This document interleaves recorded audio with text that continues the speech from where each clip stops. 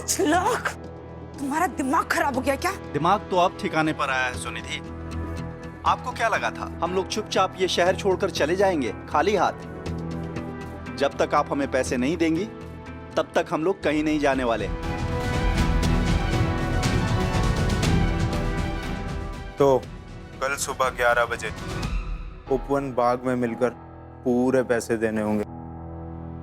ठीक है, ठीक है, मैं तुम्हें दे दूंगी पूरे पैसे, और वो भी कल सुबह।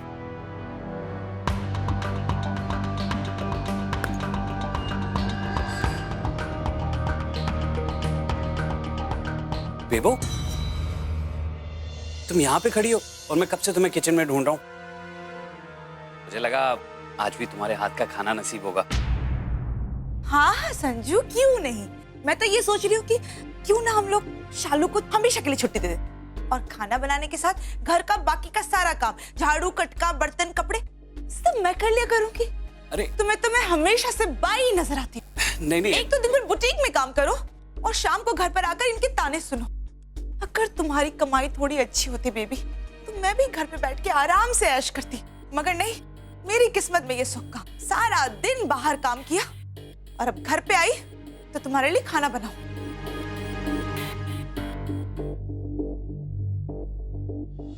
मैंने ऐसा भी क्या बोल दिया? अब तू कहाँ चली सुबह सुबह?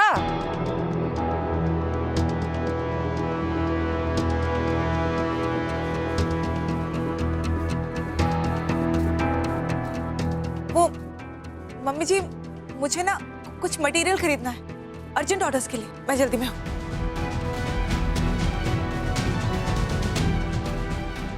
ये भगवान, आजकल तो कोई पूछता तक नहीं, जिसका जो मन करता है वो करता है। माँ जी मैं अब तू यहाँ खड़ी खड़ी मेरा मुंह क्यों निहार रही है? तुझे भी किसी अर्जेंट काम से बाहर जाना है क्या?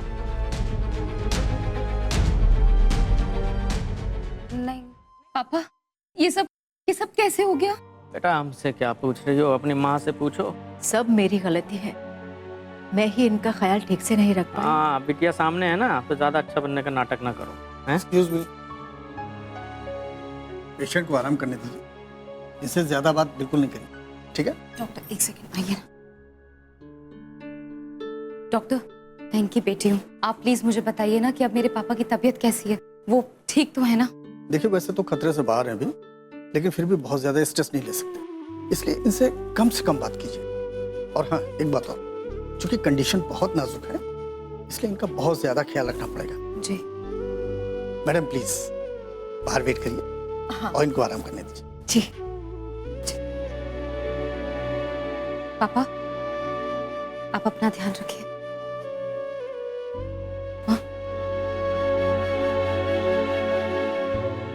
बेटा अभी तुझे निकलना चाहिए, मैं हूं ना तुम्हारे पापा के पास, अगर कुछ काम होगा मैं तुझे फोन कर दूंगी। ठीक है माँ, लेकिन आप मुझे प्लीज एक मिनट की खबर देते रहना।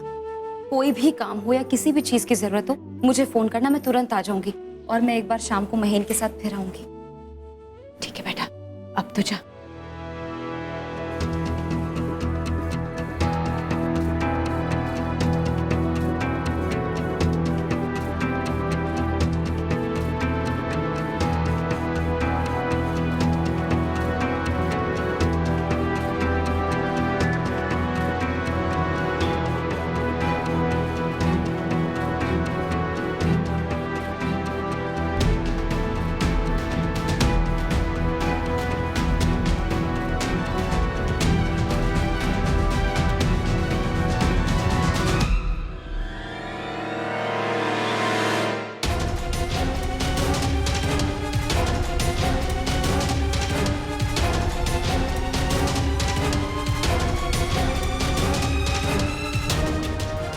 किसे ढूंढ रही हैं दीदी आप? उन ब्लैकमेलर्स को?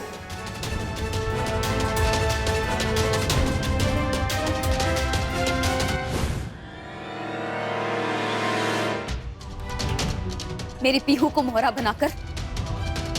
ओ कम ऑन दीदी, बड़ी बड़ी लड़ाइयों में छोटे मोटे प्यादों की कुर्बानी तो देनी ही पड़ती है, इसमें इतना इमोशनल होने की कोई बात नहीं है। इंपॉर्टेंट बात तो ये है दीदी कि आप पीहू के गुनहगारों को पकड़ना चाहती थी ना। मैं हूं पीहू की गुनहगार।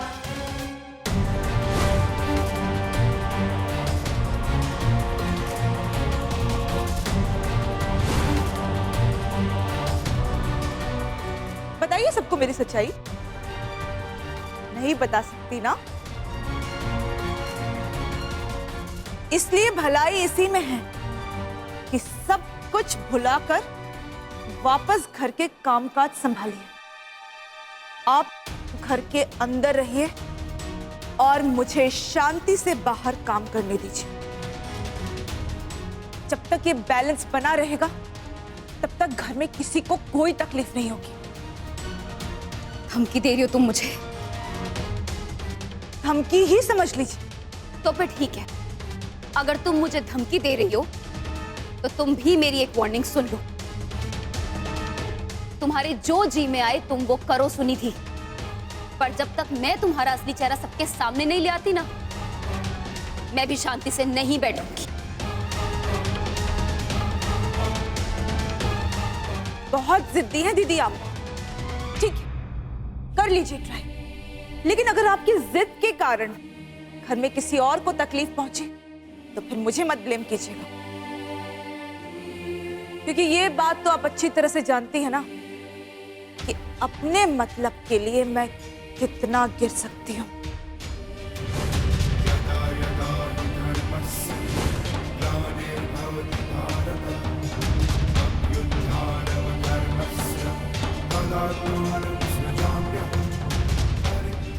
All the best. विनाशाय दुष्कृतां धर्मसंस्थापनाय